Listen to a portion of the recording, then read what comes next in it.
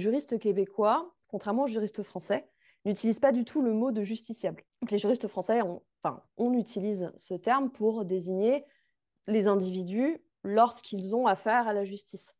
Ce qui est ça paraît assez logique d'un point de vue français, mais les Québécois n'utilisent pas du tout ce mot.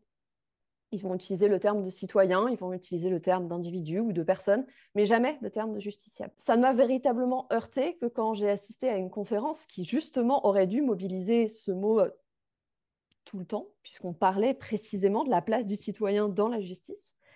Et j'en suis ressortie avec des hypothèses de pourquoi les Québécois n'utilisent pas ce terme.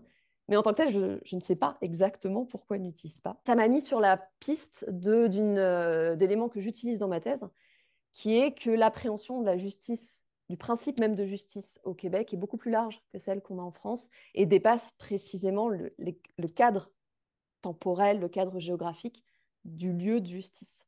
Et que la justice, c'est d'abord une activité et un objectif avant d'être un lieu, et qu'il n'y a pas lieu d'appeler le citoyen en quête de justice justiciable, dans la mesure où il n'aura pas toujours affaire à cette justice formelle et territorialisée.